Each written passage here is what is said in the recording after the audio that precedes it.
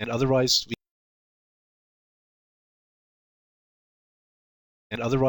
we can have questions at the very end. And the only other thing I might add is that if any of you have questions, I'm always glad to talk to people about biological invasions. And so if anyone has a question, I'd be glad to carry on a more detailed conversation via email. And I think in the one of the web links box pod down there, I think there's a list, has my homepage, and that's going to have my email address there.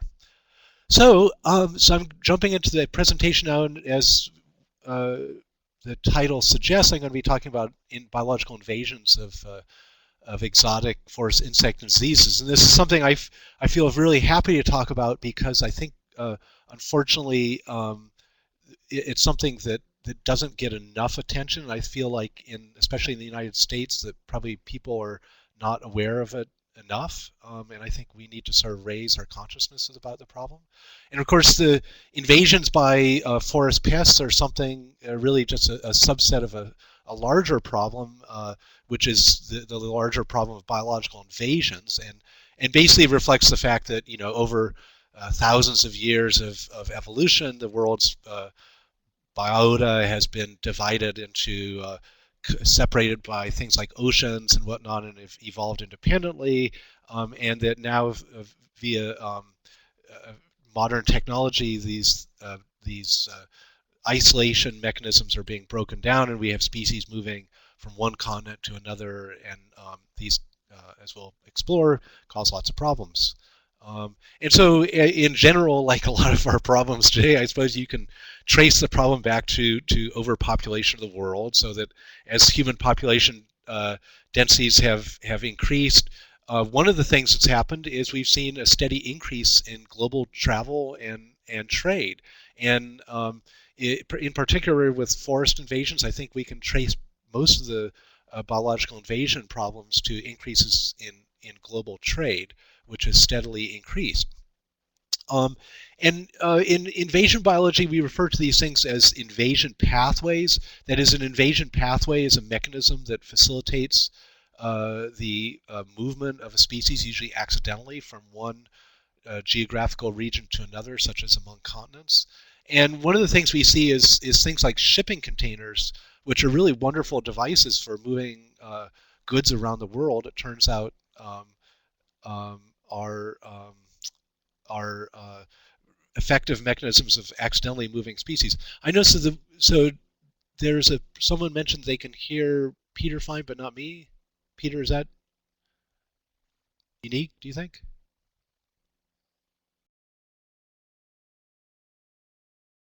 Okay. Okay. It may be a unique problem. Okay, yeah. So things like oh, good, you got it. Okay, so things like containers are very effective at accidentally moving things. Another invasion pathway that historically has played a really important role is the importation of live plant material, and this is one of these things that with the advent of more stringent regulations, there's definitely been progress made in reducing this pathway. Unfortunately, there's still things like smuggling and other activities in which plants, the movement of plants is not regulated, and this also, unfortunately, is an effective way of moving insects and diseases around. By the way, I'm not going to be talking at all about plant invasions. There's only so much you can cover. So I'm going to be concentrating really on just forest insect and disease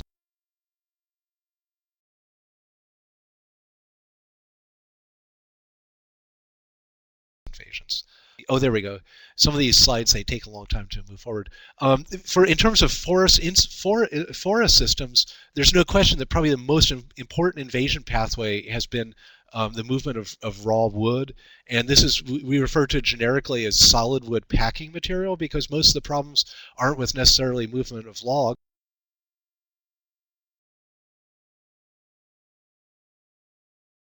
which definitely could pools, and dunnage, which is used to brace material in ships. Very often in the ports of origin, when this wood is used for packaging, the most low quality wood products such as that has bark on it is used for shipping, pallets, etc.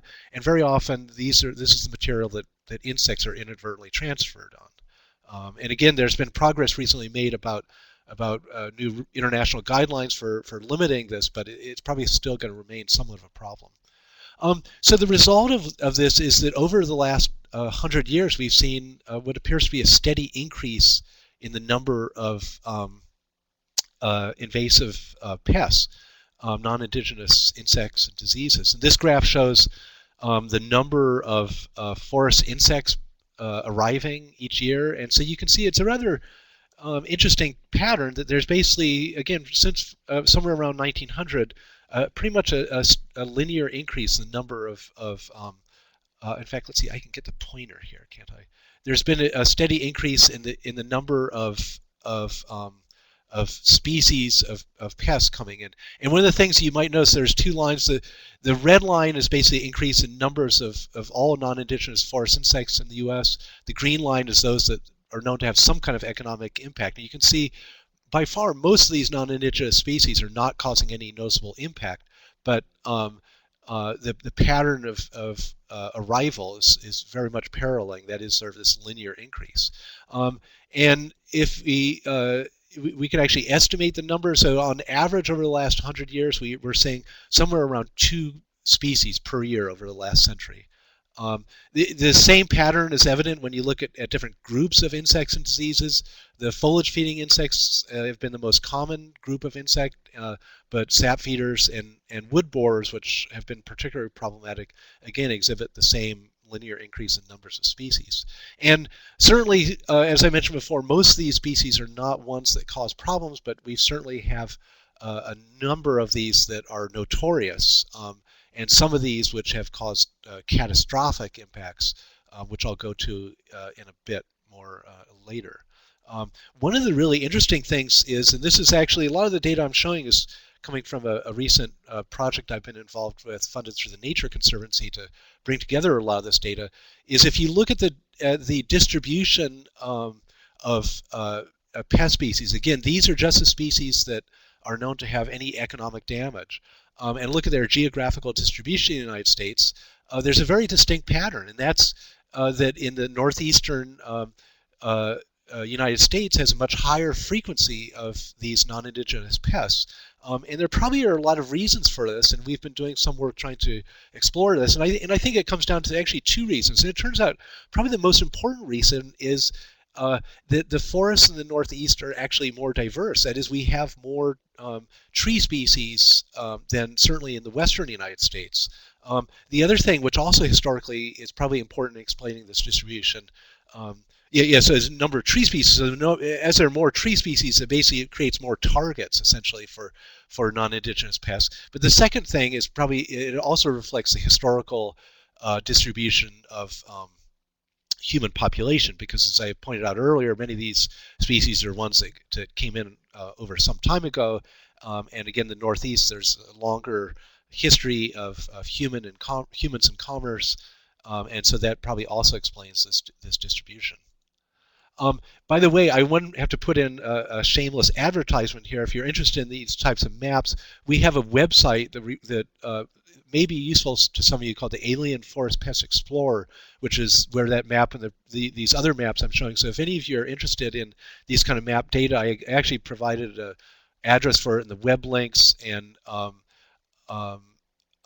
this is the addresses there. I guess I'm cutting out periodically. Problematic. I hope if people are having more problems with the audio, maybe let me know. Anyway, but this website, you can actually go to it, and you can select from about 50 different pest species and display maps of their current distribution. This is beech bark disease, as well as the distribution of their susceptible hosts. There's a question that was, would you say that the geographical distribution of pests, that there is a negative effect of increased biodiversity? No, it's actually quite the opposite. That actually, it's the diversity of host trees. So in other words, because in the Northeast, or the East in general, we have a larger number of host trees, this probably promotes the establishment of a larger number of pest species, because again, there's more opportunities for different species of pests to establish given a larger number of trees. A lot of insects and diseases are rather host specific, and so again, if the more host tree species there are, the more targets there are essentially for pest species. So in addressing the whole problem of biological invasions, there's really one of the sort of universal facts about invasions is it broadly recognized that there are three phases to any invasion. The first is the arrival phase, which has to do with the species actually being transported there. And I mentioned before, we recognize many different invasion pathways, which are really the cause of why the biological invasion problem has increased to the extent it has. And then the second phase is the establishment phase, and establishment refers to the growth of populations such that the populations reproduce to a point where they're no longer going to go extinct. And we know that many more species arrive than actually establish. Many of them just go away by chance. Many probably arrive and there are no host trees for them to feed on or establish on. But establishment is one of these things that's of critical importance. And then the final stage is spread. And spread is basically the idea that once a species is established in a new area, it will then expand its range throughout the new continent or wherever the region it's established until it eventually fully occupies the region where it's possible for the organism to reproduce.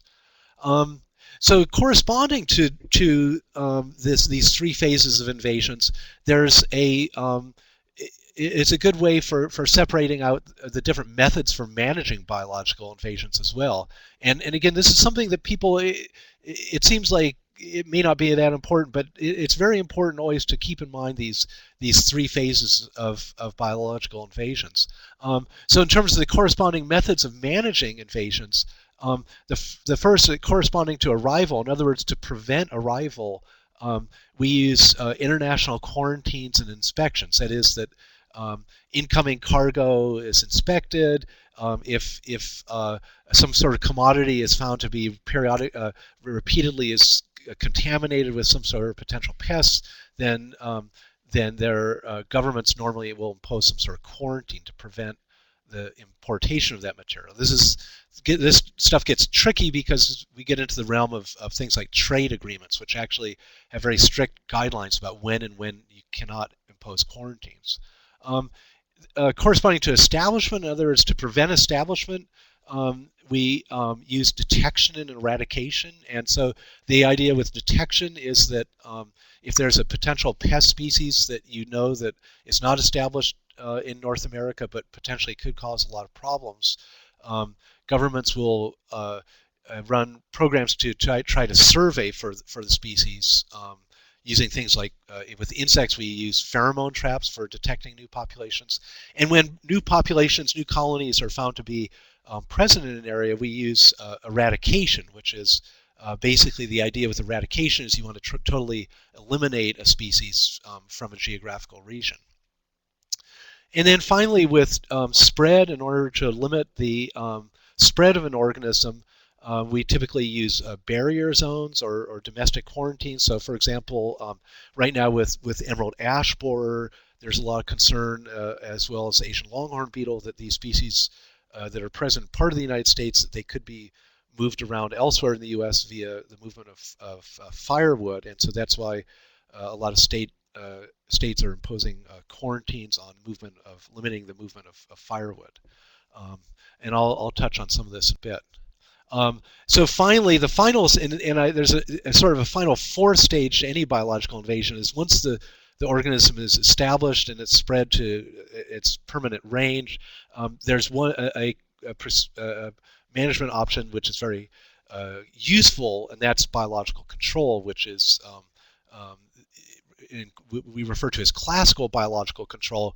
The typical procedure is going out to the geographical area of the origin of the species and looking for natural enemies, things like predators and parasites that potentially might control that population, and introduce those. Now, many people might have, to a certain extent, biological control has sometimes gotten a bad name because there are certainly some historical, usually in most cases very old cases, where certain biological control agents were introduced and people weren't that careful about what other effects of biological control agents would have. But I should really need to point out that biological control, there's been a lot that we've learned about biological control, and these days, when this procedure is carried out, there are very intense efforts that are made to screen for other hosts for biological control agents.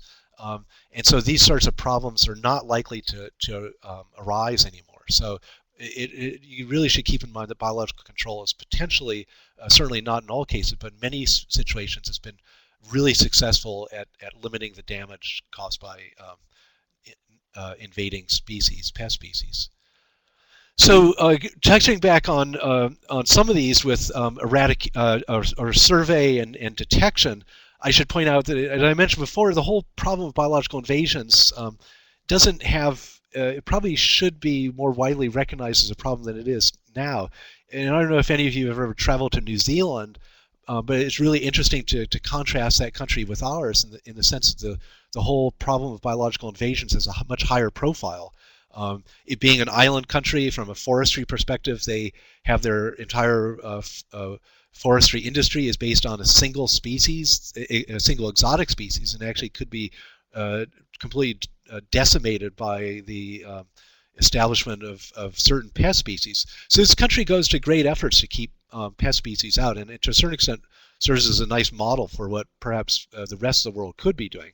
For example, if you've ever traveled there, you would find that they actually X-ray all of their incoming baggage, looking for things like smuggled fruit and that sort of thing, and they inspect 100% of their shipping containers, looking again for non-indigenous species. And you contrast this here in the United States, we inspect less than 1% of shipping containers. So it just serves an example of what can be done with more intense attention to the problem. So the others, I was also going to make reference to the detection and eradication, again using New Zealand as an example. They've had in the last 10 years a series of invasions by several exotic Limantriid moth species. These are Limantriids, are the same family of moths that the gypsy moth is in, and of the 4 Limantriids that were introduced, they successfully eradicated 3 of them,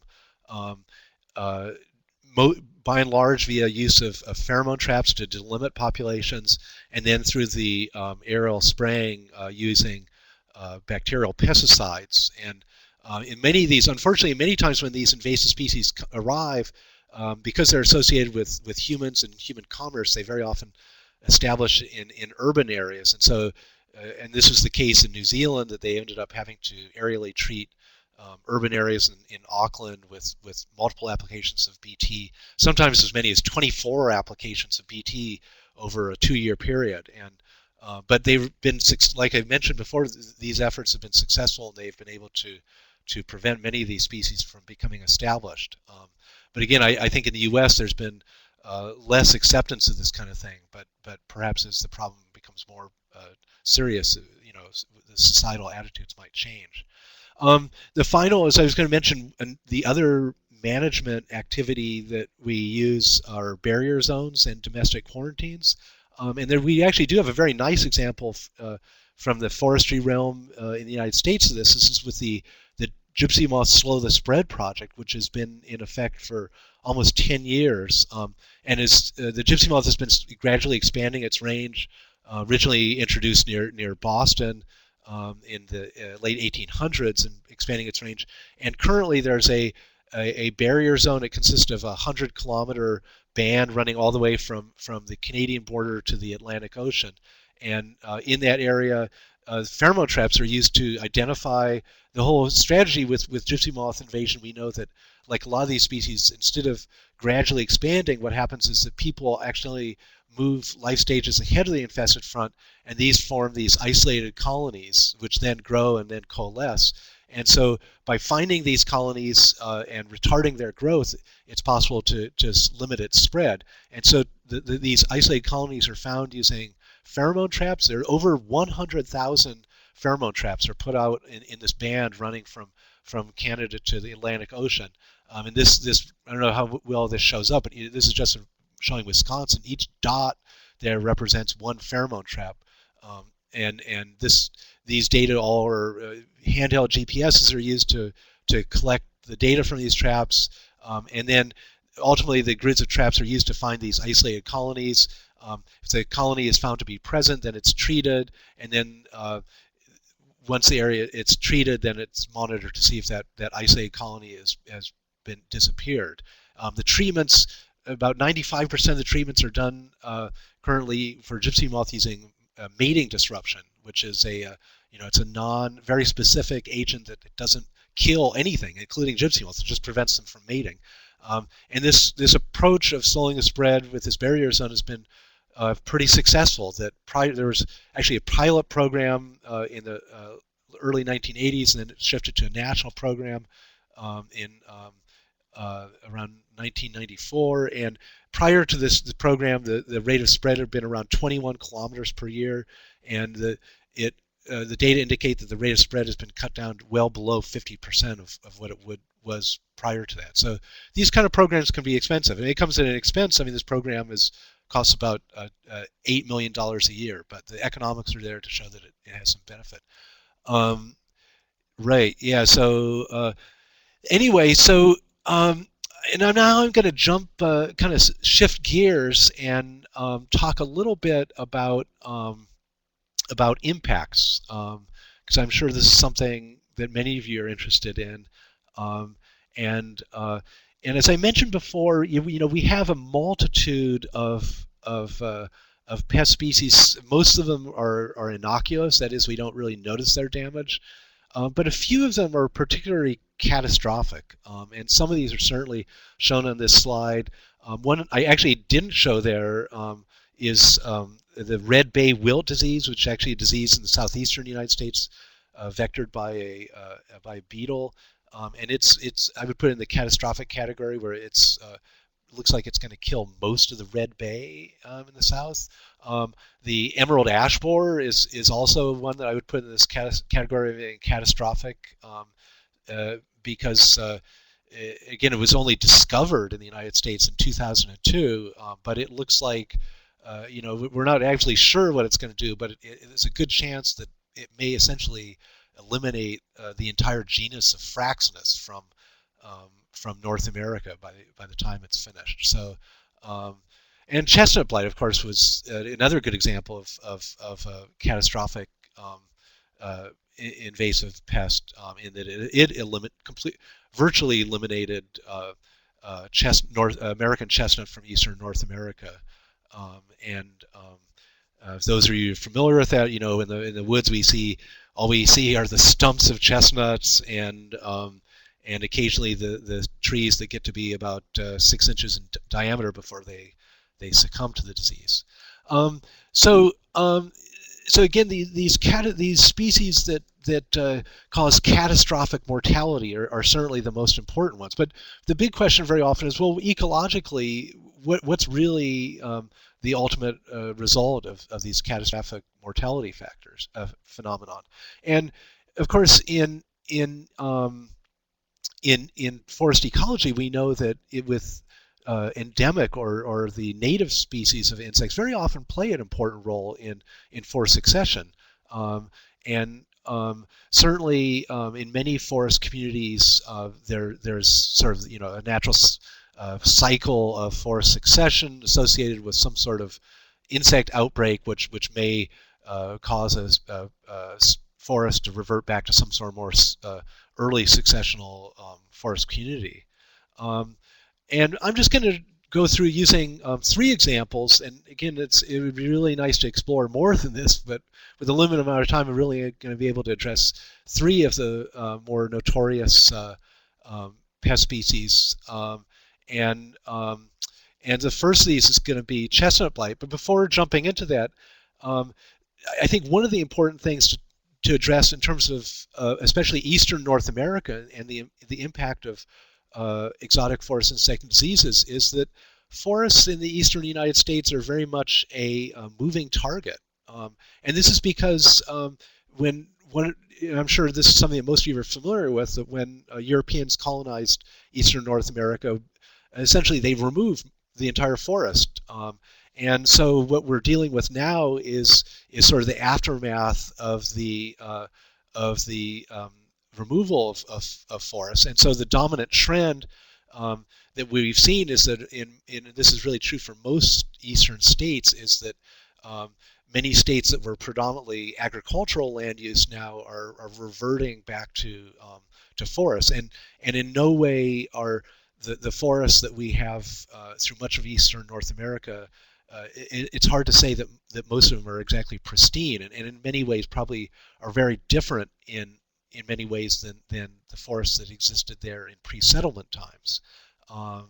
And so like I say, this creates a situation in which we sort of have a moving forest, that the forests are all very, very much in change. And so we have to, when looking at the impacts of these species, we have to consider it in the context of this change that was already taking place. So jumping right into it, we'll start with chestnut blight, which, as I mentioned before, certainly is one of the more catastrophic species. This is a fungal pathogen that was thought to have been accidentally introduced to New York City in the turn of the century probably on plant material that was introduced nursery stock. But it spread very quickly through eastern North America, and by 1960, American chestnut was by and large, certainly as a dominant species, was by and large gone. And despite the fact that in many stands throughout the Appalachian region, chestnut was, certainly one of many very dominant species. Unfortunately, in retrospect, it would have been nice if there were more studies made to try to sort of document the effects of chestnut blight on the forest composition in North America.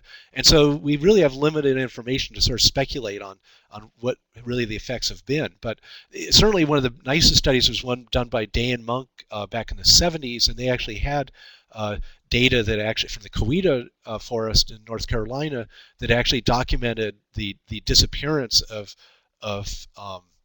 American chestnut. And we can see that basically what happened is that in its place, other species came in, and most of the dominance that increased as a result of chestnut disappearing was taken up by oaks.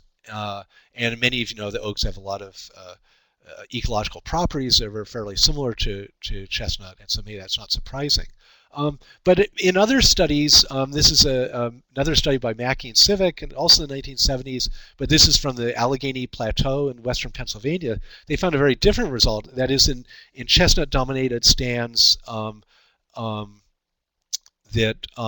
many of these stands have been replaced by stands that are dominated by black cherry. And so this is a very different result, and it suggests that a sort of dual paths for successional patterns following the catastrophic mortality caused by chestnut blight, and that's that in the drier sites we have seen that oaks increasing their dominance, but in the more mesic sites that cherries and other species that became important and dominated these sites. So it's like a lot of things, a complicated things, and it's a situation which I think is very typical. A lot of these organisms that the changes are very much specific to the conditions that exist in each site, and as a result, unfortunately, make it a little more difficult to predict. So the next species I'm going to address is gypsy moth, which is certainly one of my favorite. Not necessarily other people's favorites, but And the distribution of the gypsy moth is a very common moth species through much of Europe and Asia, and even North Africa. And in contrast to a lot of species where, with many of these species, we don't really know the details of how they got accidentally moved, and we can sort of only guess. The nice thing about gypsy moth is actually we know exactly how it got there, and and we actually know whose fault it is. And so we know that it was this fault of this Etienne Leopold Trouvelot, who is actually, I have to admit that this is one of my personal problems. I'm sort of infatuated with this guy. And he was actually an artist living in Medford, Massachusetts, which is a suburb of Boston.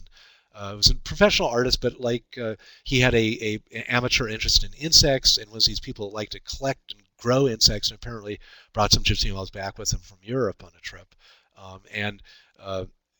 That in his neighborhood, probably about 10 or 15 years after this accident occurred, a large outbreak started in his neighborhood, and it was recognized by the state government that something should be done about this, and they tried to eradicate the species. These photos are just showing people up scraping egg masses off of trees, and I'm sure many of you are familiar with this story. It's a really interesting story, and it's unfortunately sad that the eradication efforts weren't successful. I think in these days, because these days we're actually it's very easy to eradicate gypsy moth outbreaks because we have pheromone traps, and we have more effective methods of using, say, aerial pesticide applications are more effective. So it's rather unfortunate that despite the great effort that went to eradicate the species, they weren't successful.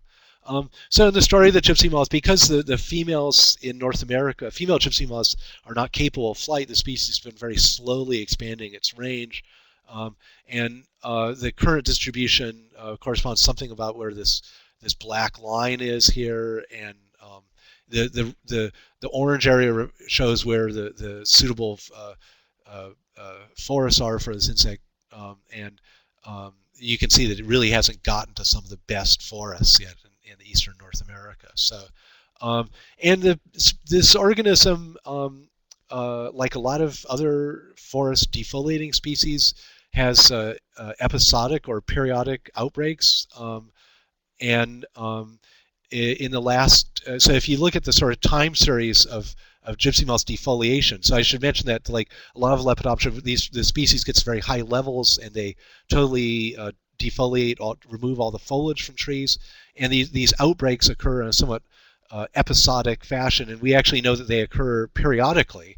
The last few gypsy moth outbreaks haven't been that large, but the last one, which starting around 2006, 2007, has been pretty good. And in fact, I believe the numbers I saw from 2008, which aren't shown here, I think Pennsylvania alone, we had over 1 million acres of defoliation. So it's the gypsy moth is one of these species. Once it becomes established, it just continues to cause problems. It doesn't entirely wipe out a species like, say, chestnut blight or emerald ash borer, but it certainly can cause problems. It's just an aerial photograph of some of the defoliation from Center County in Pennsylvania in 2007.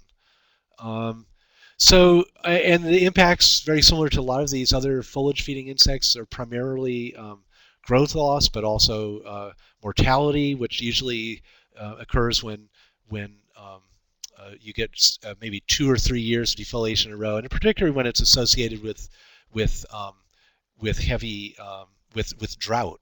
And I should also mention that there are also a lot of secondary insects and diseases. Very often, when trees are weakened by gypsy moth, then various insects and diseases then will actually kill trees.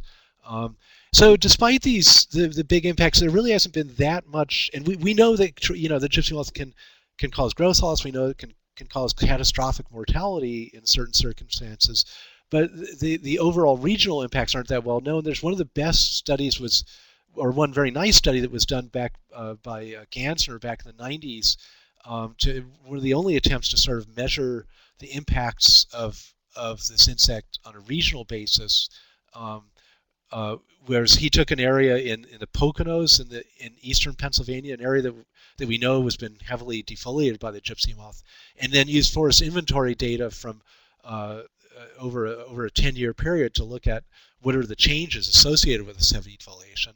And one of the things he found that even certainly there's no question, you can see that many of these oak species suffered very high levels of mortality. This is the amount of standing dead trees that were in these FIA plots. So, somewhere 15 to 20% of these trees were dead. But despite this heavy mortality, if you look on a regional basis, the actual total volume of oaks actually increased. And so this kind of seems kind of contradictory and impossible to understand, but I think the important thing to keep in mind is even though you're getting a lot of trees dying, you're also getting a lot of trees that are growing at the same time. And so again, certainly the gypsy moth is not an example of a species of a pest that's causing its hosts, in this case oaks, to disappear. But even though it is having impacts. And the other thing about gypsy moth, which is very important to keep in mind, that this is actually a study from Allen and Bowersox in the late 80s, where they looked at the effects on regeneration. That even though you may not see hosts disappearing from the overstory, the understory is something very different. And in fact, actually, this is an interesting comment someone just pointed out about deer, because you can see in these stands, basically in these stands with very heavy defoliation and subsequent mortality, the most abundant species was red maple, which of course this is the trend that's going on in a lot of oak-dominated stands, even those that don't have gypsy moth. And the dominance of species differed quite a bit depending whether it was the drier sites in the Ridge and Valley or the more mesic sites in the Allegheny Plateau. But the important thing you can see here is there isn't much oak in the regeneration, and this, but again, this reflects. This isn't a trend that's necessarily entirely due to gypsy moth. It's probably reflecting a trend that we see even in the absence of gypsy moth in oak-dominated stands, and that's that we're not getting very good oak generation. And it probably has more to do with, as the person who posed in the chat box there, that deer are having a huge impact, and gypsy moth, if anything, are just maybe speeding along this process that's already there.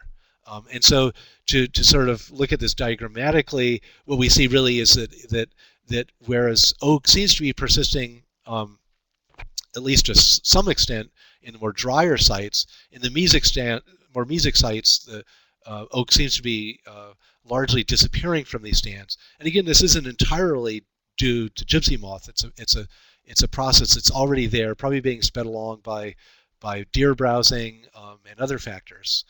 And gypsy moth is just speeding that process along. So now the last species I'm going to mention is beech bark disease.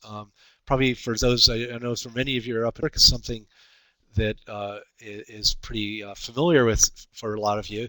And beech bark disease we refer to as a disease complex because it includes both an insect and disease. The insect is a scale insect, very small insect that feeds on the bark of beech trees, and this is an exotic species. It's native to Asia and was accidentally introduced. And this feeding by the scale insect provides an entry court for several parasitic fungi in the genus Nectria. And these, until recently, we used to think that at least one of these fungi was also non-indigenous, and it was recently found that actually both of these species of Nectria are actually native to North America. So it's really only the scale that's insect, but it's only the scale insect that's non-indigenous. But it turns out that's enough. I mean, that is essentially the scale that really sets the stage for the whole problem. And so in terms of the overall gross symptoms, what you have associated with beech bark disease is dieback of trees, and we very often refer to as beech snap. Very often the tree will break midway up. And so stands that have been heavily affected by beech bark disease, they are associated with a large amount of tree mortality, both dieback and mortality. The disease was introduced in the turn of the century up in Nova Scotia and has been gradually expanding its range through North America. Um, and one of the really important things about beech, again, I'm sure many of you are familiar with this, uh, since beech is so dominant in your area, is that beech has this curious phenomenon of producing copious basal sprouts, and I guess a lot of foresters refer to this as beech hell, and so as a result, very often when you have beech bark disease killing overstory trees, the large overstory trees, this results in intense uh, uh, densities of beech saplings. And as you'll see, it basically the result is that beech just never goes away. These are some, a few years ago we looked at some to trying to look at sort of the regional impact of beech bark disease. We took forest inventory and analysis data from the northeastern U.S. And you can see, certainly in areas where beech bark disease is established, you can see there's quite a bit of standing dead beech, and probably less of that elsewhere um, in elsewhere in the U.S. Yeah, it's a good to point out that yes, beech it's great firewood, but I know foresters don't always. It doesn't necessarily have that many characteristics that make it a great forestry species. So in a way, it's sort of in this case, it's probably a lot of foresters might be happier to see the species disappear, which it's not. So and in fact, started looking at the long-term trends of of um, of beech bark disease. We turned to forest inventory and analysis data, and one of the so we actually, and unfortunately, probably this slide unfortunately doesn't show up too well on my computer. I'm not sure how well you can see that, but basically, the forest inventory and analysis data goes. They start basically somewhere in the late 40s or early 50s, and so essentially, what we did is we took FIA data and calculated the amount of volume of both the American beech, sugar maple, and eastern hemlock, since these are a lot of species that occur alongside each other in a lot of northern hardwood stands. And for each state, the little black bars show the timing of when beech bark disease became established, when it was first discovered, and when it basically became discovered in that state, and when it was essentially established throughout the entire state. And so what you can see is that, and so the interesting thing is it shows, of course, the volume of most of these species is continuing. This is volume for each of these species. And as you can see, the volume of all these species keeps going up, which is not very surprising, since this is sort of the general trend that we see throughout the Northeast, which reflects, again, sort of the aftermath of agricultural abandonment, and all these stands are basically getting bigger. And if you sort of, the surprising thing is that there isn't really a remarkable decrease in the dominance of beech.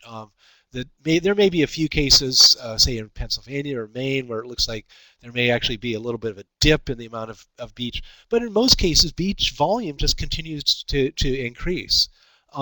And so, again, the situation with beech bark disease is maybe different than the others in that beech just stays there, and the dominance of beech doesn't seem to be declining. But maybe the more important characteristics in terms of total basal area, it may not be declining, but the stand structure, the structure of these stands is probably being heavily impacted, because instead of having lots of large beeches, in the aftermath forests, we have lots of little beeches, and this can have some important ecological effects I'm sure many of you are aware of.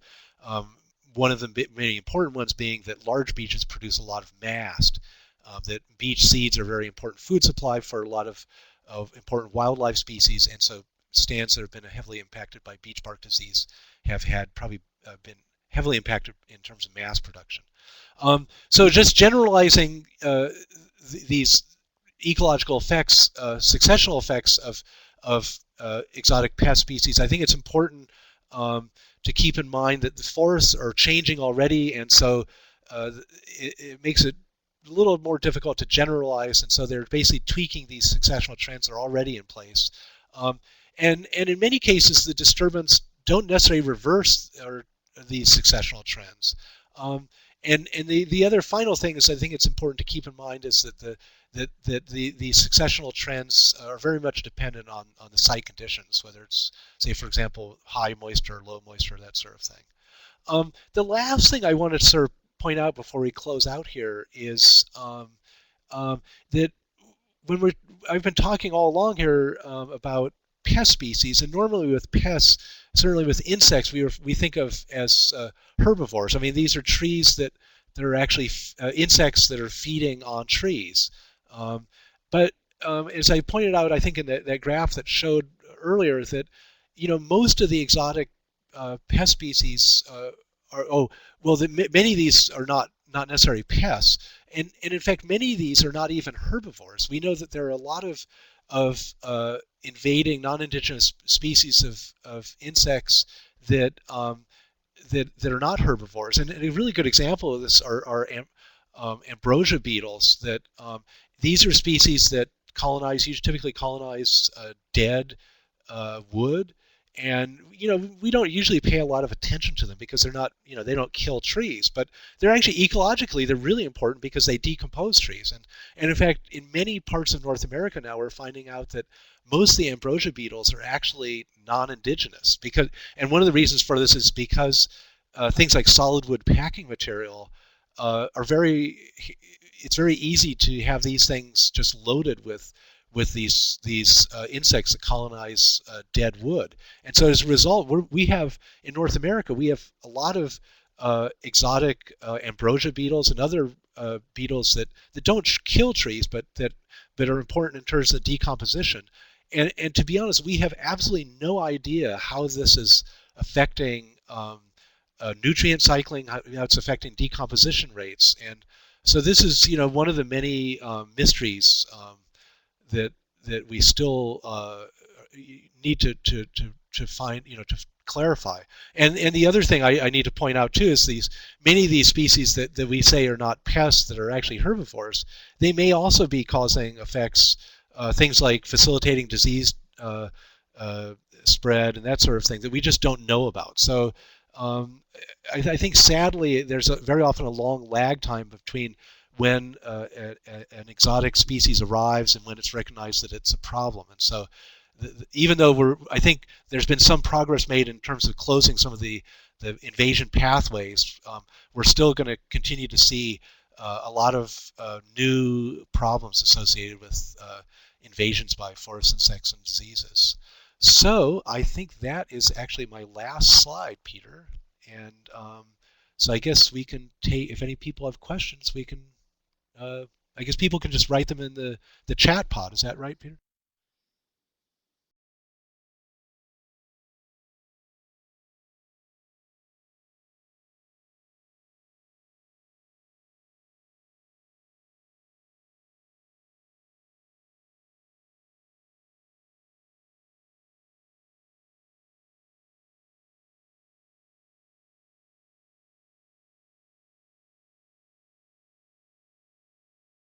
Whew.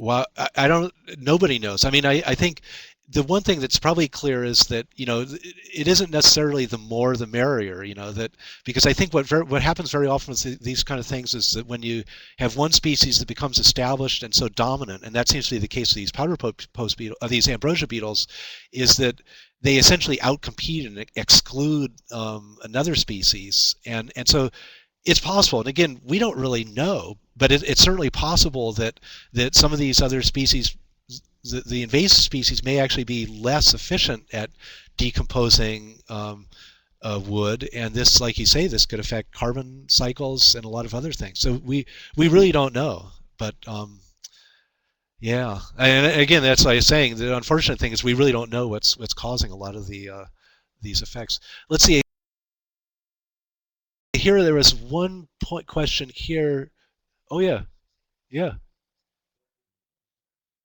yeah.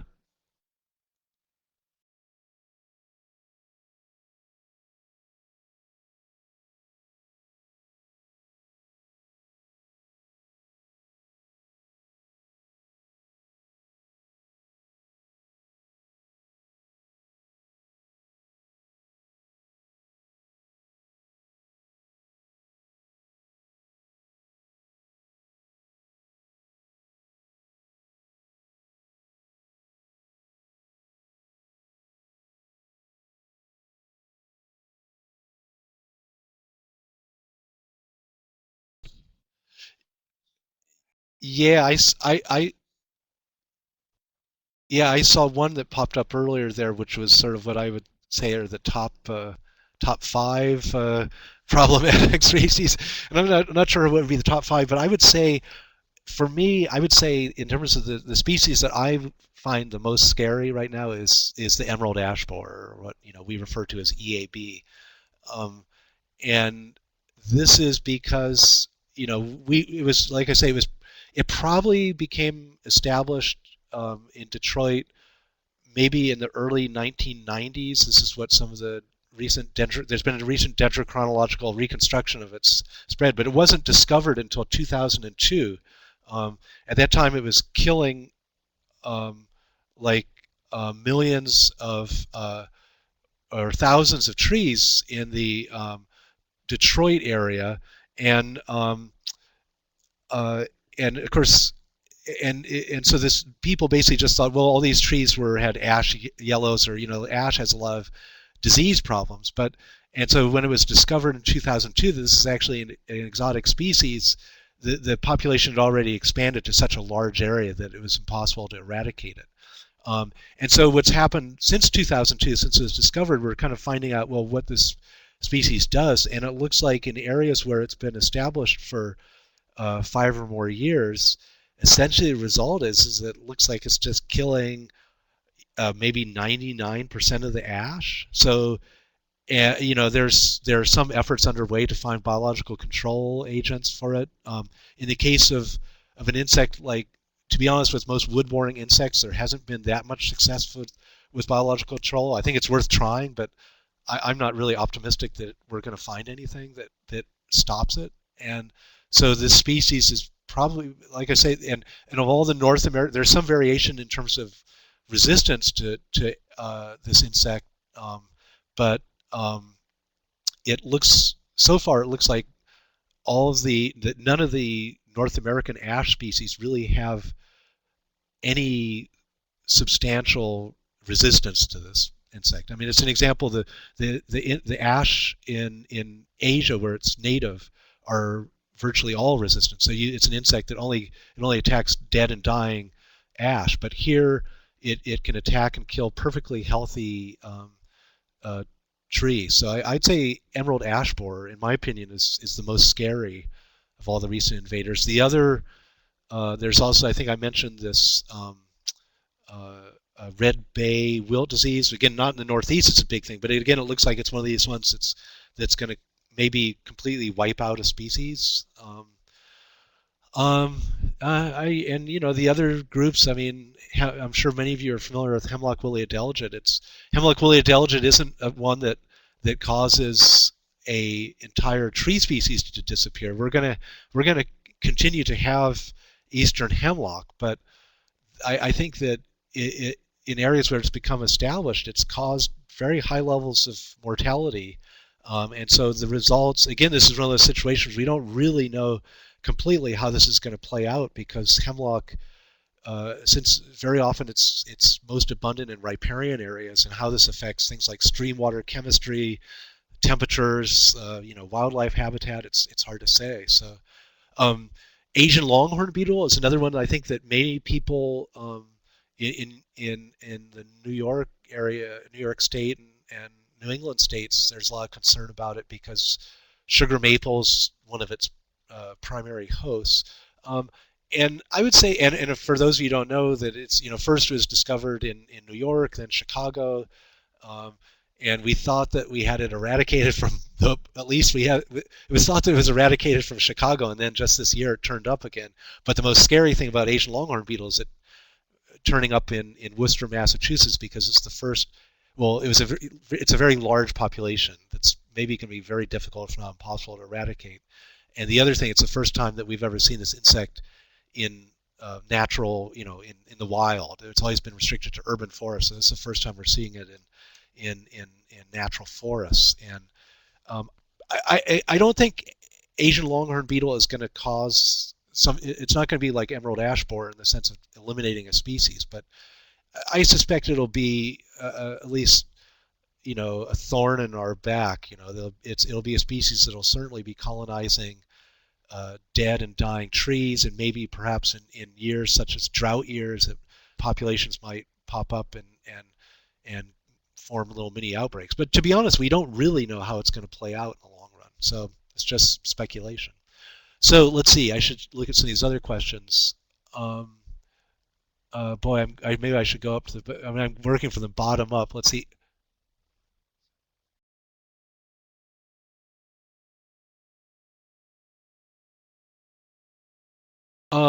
Controls for beech bark disease. Um, I'm not familiar with whether there's any sort of. It's a good question. I'm not familiar if there, if there are a lot of, if there's some sort of injection. Do you know?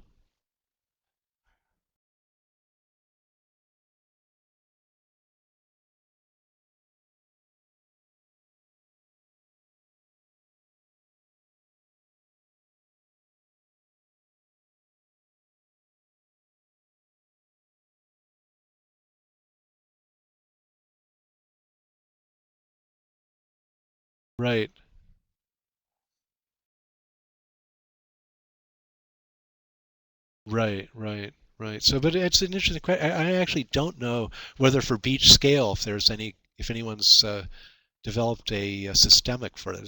It's actually one of the funny things about beech bark disease is that, to be honest, it doesn't get the attention that it deserves. Because I'm sure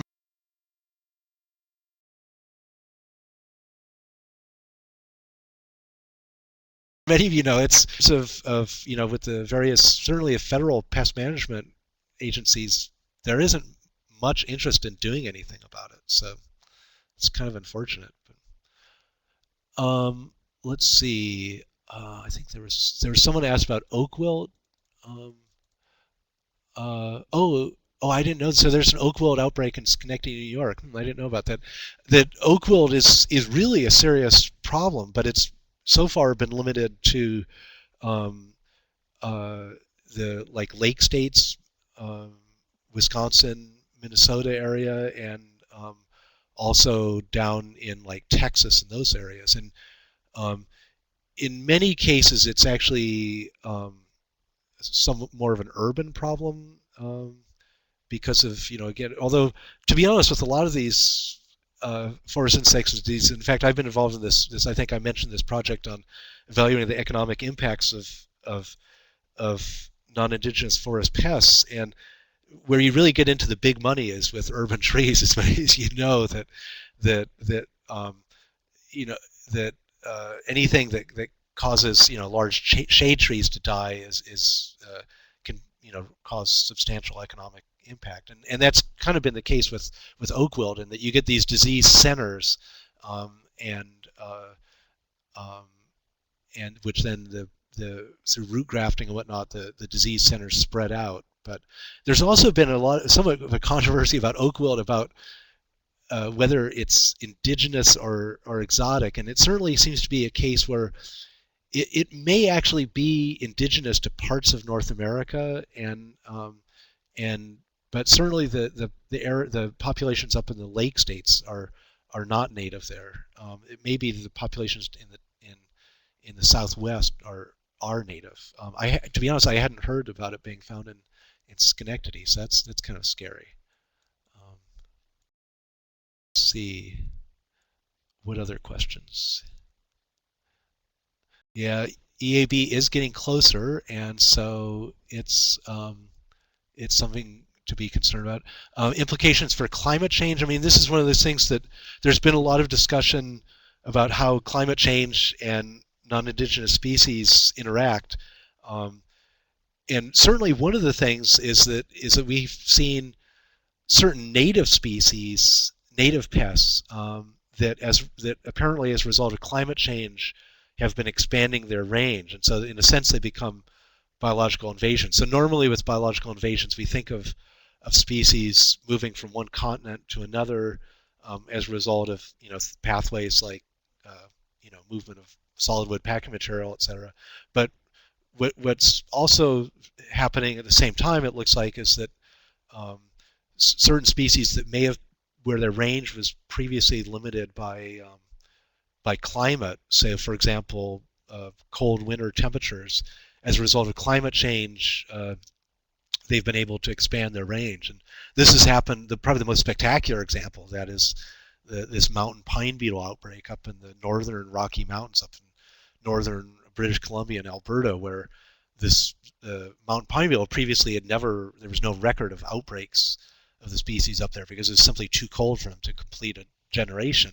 And now with climatic warming going on, as well as, I mean, it's sort of a perfect storm combined with fire suppression creating more suitable trees, the species has expanded its range, and probably we'll be seeing more of that kind of thing going on. So, um, let's see, any timeline when ash will be gone? We're actually, in fact, I was just working on this project of, we're trying to model ash, the spread of um, emerald ash borer spread, and it'll probably, I mean, one of the things, and this is one of the interesting things about that we're learning from when you look at the spread of all these species, is that, like I was mentioning before about gypsy moths, that you get these sort of outlier populations where they jump ahead and spread, and that's definitely the case with emerald ash borer.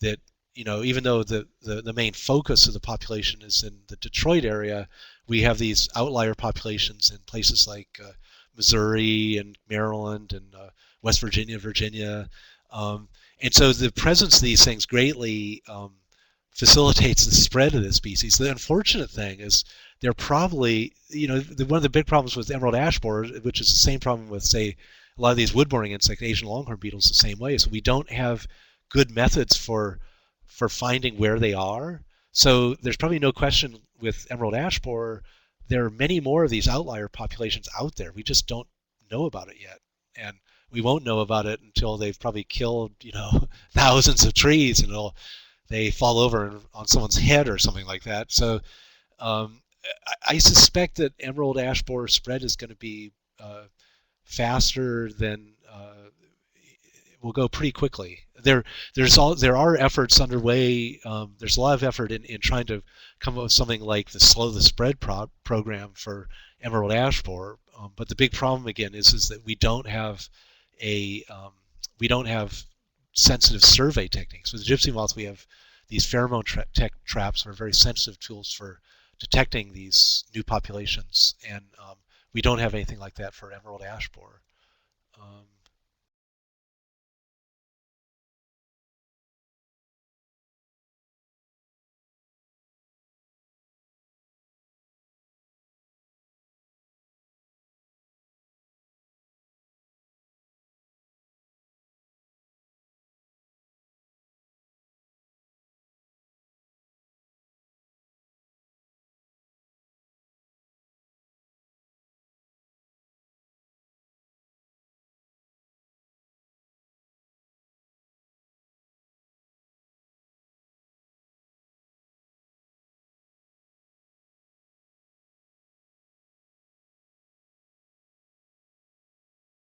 Right, right.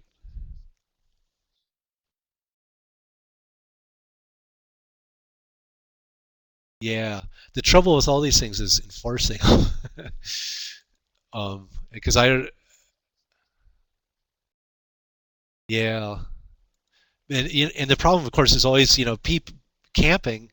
So, you have someone, I mean, I remember the day after they found emerald ash borer in West Virginia, and driving down my local interstate here, and there was a pickup truck with Indiana plates, and they happened to have their tailgate open. I could see this nice little pile of firewood in the back, and I think what happens a lot of times is, someone's going to go on a camping trip, and they're thinking, gee, wouldn't it be fun to take some firewood along? And they've got a pickup truck, so it wouldn't be hard to do that. And there's this dead tree in my backyard. I'll cut that up and take it along.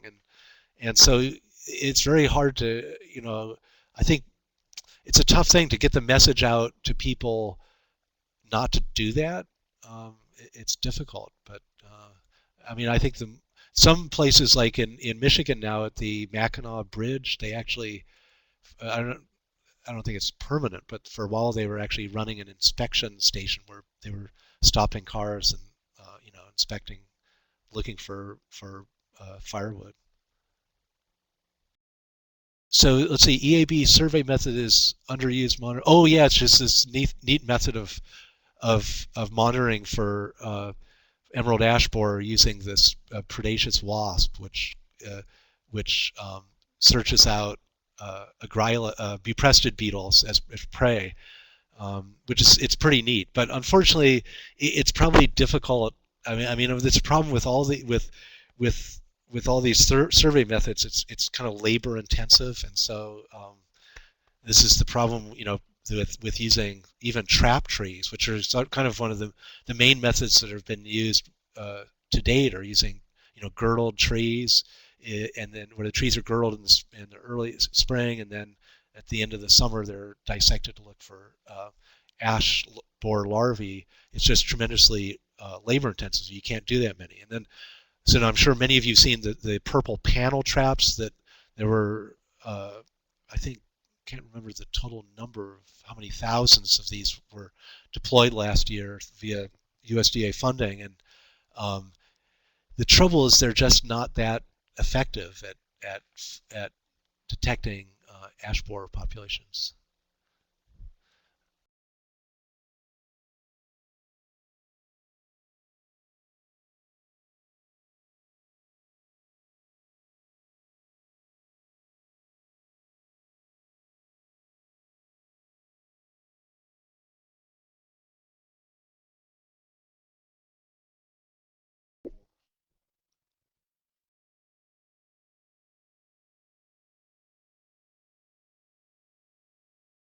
Yeah, I don't really know that much about earthworms, but I do know that through most of my understanding about is that in all the formerly glaciated part of North America, there were no earthworms. There are no native earthworms, and so all the earthworms in those areas are exotic. And sort of, I guess I would put them largely in that category of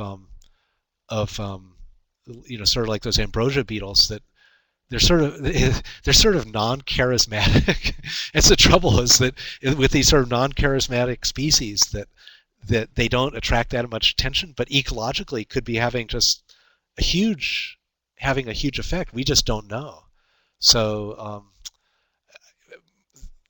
like I say, I know just there barely, as far as I know, there are really just a few people doing research on exotic earthworms in eastern North America. So it just doesn't deserve the attention it deserves. And it's one of those things, unfortunately, uh, I think that, I think it's probably something like, I was saying before, beech bark disease doesn't get that much attention. I mean, part of it is probably, here's this tiny little insect, and whereas something like Asian longhorn beetle, which is this huge insect, probably gets a lot more attention. So that's just the way it is. But and I think it's especially true for these species that don't necessarily kill trees, but maybe affect things like decomposition, and probably are having effects we just don't know. So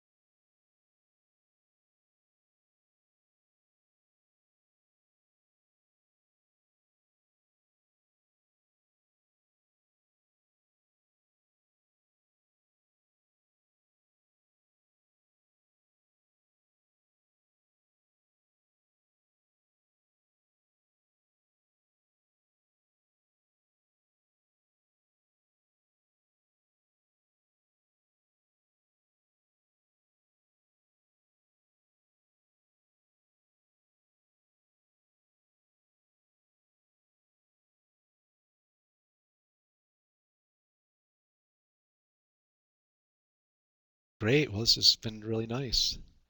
I guess I didn't quite get up to Barack Obama's number of 3 million people watching his inauguration.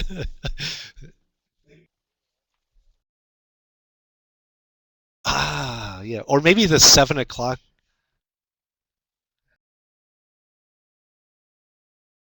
Yeah, does Cornell have a seat for 3 million people, do you think? Oh, darn.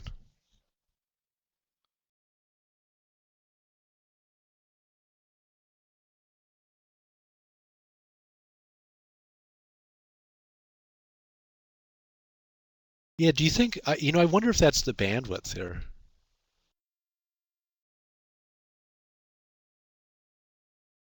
Do you think I should try? Maybe I should try it from my home tonight. We should definitely test it. Yeah, yeah. Oh, really? So you think it's not worth necessarily doing anything about then? Well, I have a laptop plugged into a docking station right now. Yeah.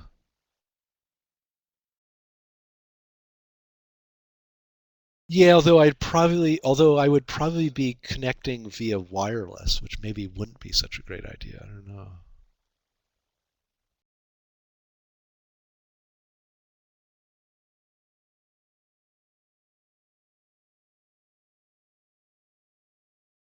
Yeah.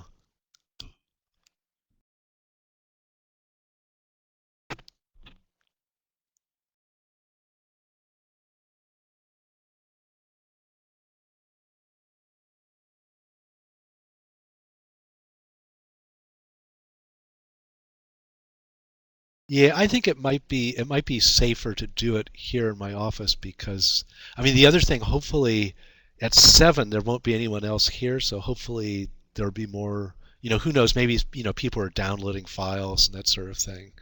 And so at 7 there probably won't be. So I think it might be safest just to do it here. Yeah. So I'll just plan to come on. I'll just rejoin you at like 6:45 or so.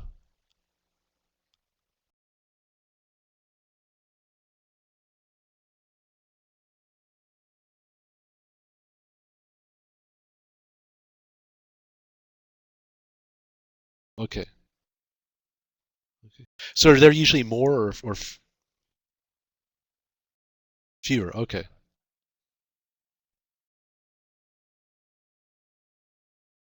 Okay.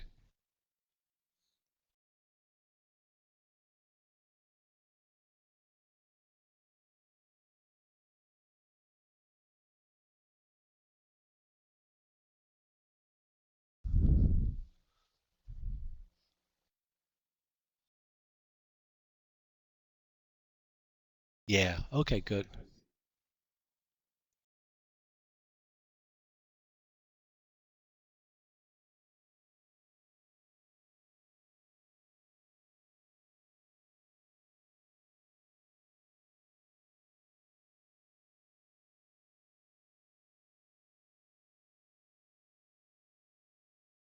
Yeah. Yeah.